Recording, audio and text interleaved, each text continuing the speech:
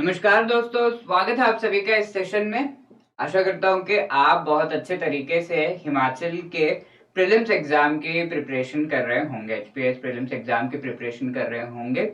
पर क्या आपको पता है कि कौन से सब्जेक्ट से सबसे ज्यादा सवाल प्रीलिम्स एग्जाम में पूछे जाते हैं? क्या आप इस तरीके से पढ़ाई कर रहे हो कि आधा समय आप हिमाचल जीके के लिए दे रहे हो और आधा समय आप जीएस के सब्जेक्ट के लिए दे रहे हो, राइट? तो ये तो काफी सही स्ट्रैटेजी लगती है। बट देन दोस्तों, ये पूरी तरीके से सही नहीं होगा।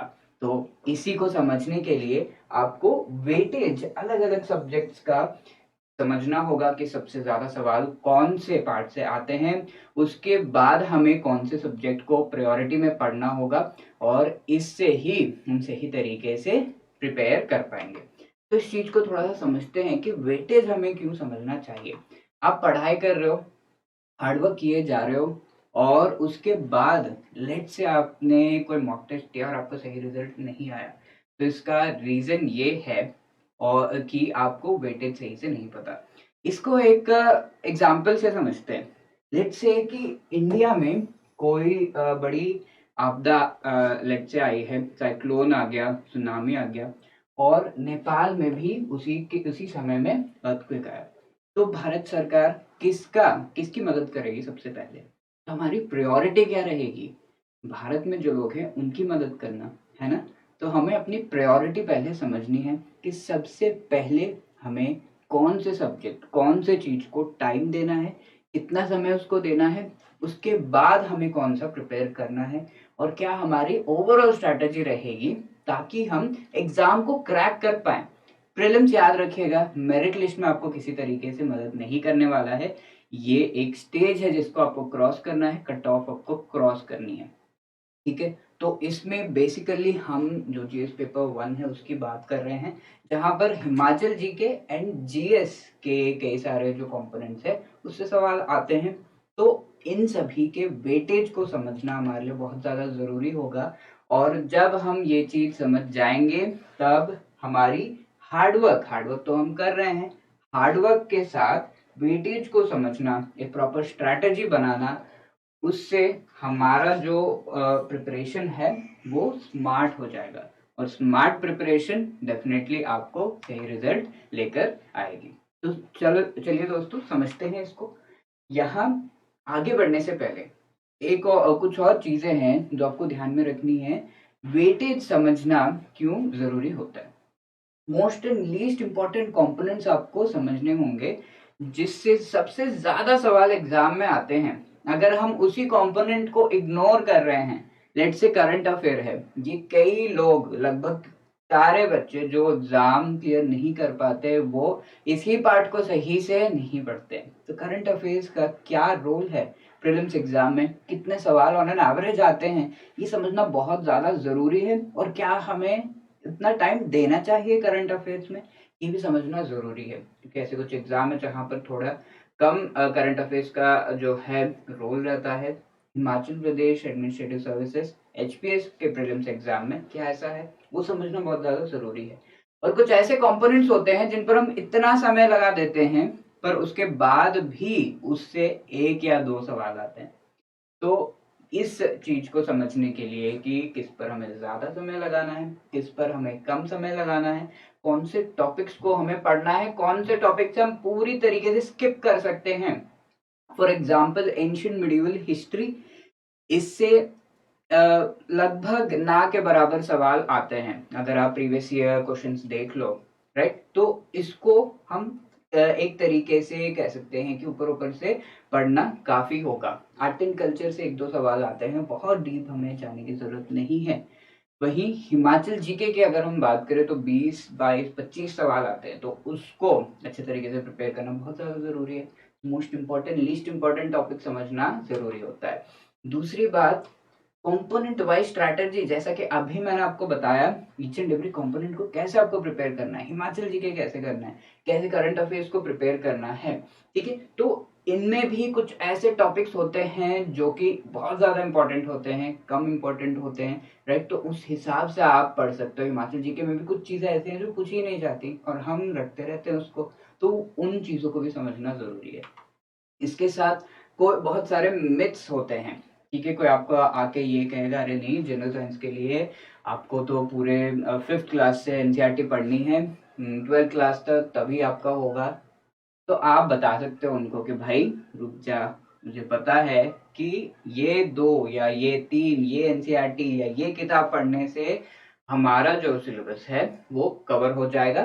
और ये हम कैसे कॉन्फिडेंटली कहेंगे, जब हमें प्रीवियस ईयर क्वेश्चंस का नॉलेज होगा, जब हमें पता होगा कि प्रीवियस ईयर क्वेश्चंस कहाँ कहाँ से पूछे गए हैं और कितने पूछे गए हैं, राइट। तो इस सेशन में हम कितने पूछे गए हैं और उस हिसाब से हमारी स्ट्रैटेजी क्या होनी चाहिए, उस चीज पर ध्यान दे रहे हैं। कई और सेशंस में हम बुक लिस्ट और इसके साथ में कौन कौन से टॉपिक्स इंपॉर्टेंट हैं डिफरेंट सब्जेक्ट्स में, ये सारे जो है हम लेकर आ चुके हैं। तो आप वहां से वो चीजें देख सकते हो।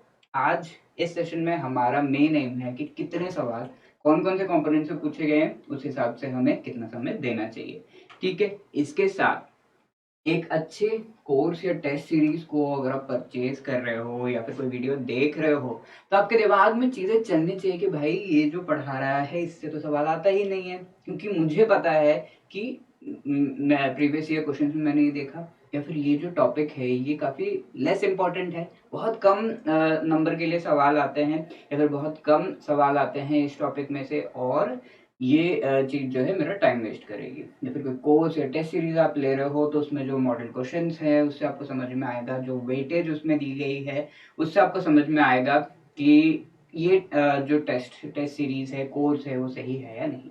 तो इन चीजों के लिए वेटेज समझना जरूरी है। तो फटाफट से हम समझने की कोशिश करते हैं। सबसे पहले इंडियन इकोनॉमी की अगर हम बात करें तो इससे सवाल अच्छे जो है आते हैं। और अगर हम 2020 तक की बात करें तो जो सवाल थे, वो जो टॉपिक्स हमारे सिलेबस में दिए गए हैं, स्ट्रेट अवे सस्टेनेबल डेवलपमेंट हो गया, इस तरीके के पूछे जाते थे। और अभी हम 21 लेटेस्ट जो हमारा पेपर आया था उसकी अगर हम बात करें तो काफी कॉन्सेप्चुअल जो सवाल है वो पूछे गए थे। तो इस वजह से थोड़ा सा ट्रेंड चेंज हो रहा है और सवाल के जो नंबर है ऑन एन एवरेज आप देख सकते हो 9, 10, 8 इस तरीके से। तो एवरेज इसका 9 सवाल जो है आते हैं, 9 क्वेश्चंस आते हैं। और ये दोनों ही चीजों से, जो स्टैटिक नॉलेज है, स्टैटिक सब्जेक्ट टॉपिक्स हैं उनमें से आते हैं, और उनके जो एप्लीकेशन है उससे भी पूछे जाते हैं सवाल, ठीक है। तो आपको इस हिसाब से प्रिपेयर करना होगा और ये इंपॉर्टेंट टॉपिक है जीएस का। इसके बाद ज्योग्राफी की अगर हम बात करें तो काफी सवाल पूछे जाते हैं ज्योग्राफी में।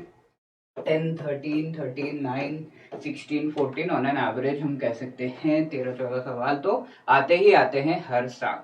और ज्योग्राफी में again different kind of questions आते हैं, बट मेनली जो मैप बेस्ड क्वेश्चंस हैं, रिसेंटली जो प्लेसेस न्यूज में थे, नेशनल या इंटरनेशनल हो गए, उससे ज्यादा सवाल पूछे जाते हैं। तो उस हिसाब से अपनी प्रिपरेशन के ओरिएंटेशन को आपको रखना होगा।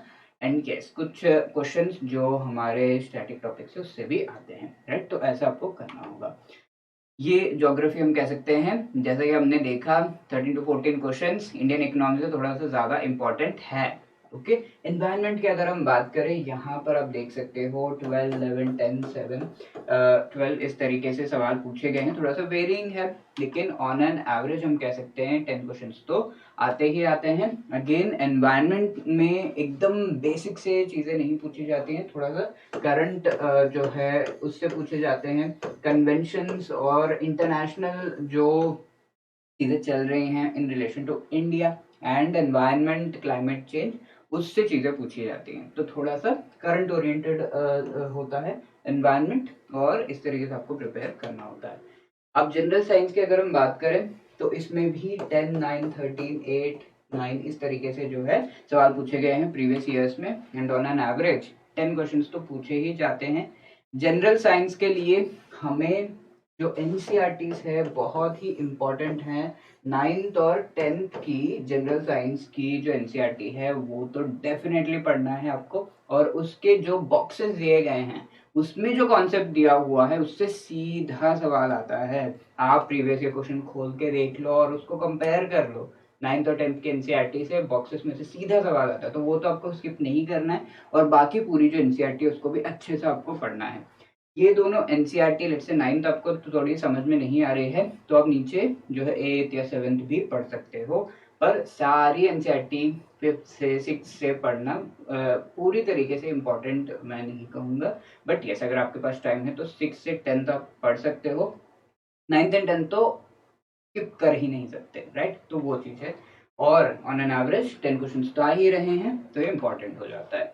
क्वालिटी में ये भी काफ़ी इम्पोर्टेंट सब्जेक्ट है। 11 12 9 8 12 इस तरीके से जो है क्वेश्चंस आ रहे हैं, ऑन एन एवरेज 10 क्वेश्चंस आते हैं। एंड यस पॉलिटी में लक्ष्मीकांत से हम कह सकते हैं कि सीधा सीधा सवाल, वो जो टॉपिक्स हैं वो सारे उसमें मोस्टली कवर हो जाते हैं, तो वैसे आप प्रिपेयर कर सकते हो।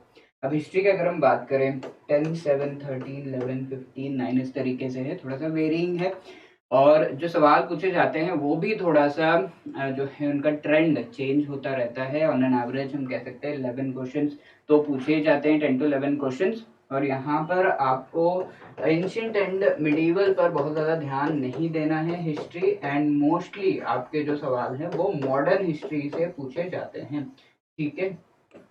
तो इस पर आपको ध्यान देना है। 18th सेंचुरी से जो हमारी हिस्ट्री रही है ब्रिटिशर्स के साथ, तो वो वहाँ से जो है सवाल पूछे जाते हैं। इसके साथ आर्ट एंड कल्चर के 1 या 2 सवाल आते हैं, तो आप एक बार जो है क्लास 11th की जो एनसीईआरटी है आर्ट एंड कल्चर की, वो एक बार फाइन आर्ट्स की, तो वो आप एक बार पढ़ लेना, राइट? तो इस तरीके से हिस्ट्री का जो वेटेज है वो हमने समझा।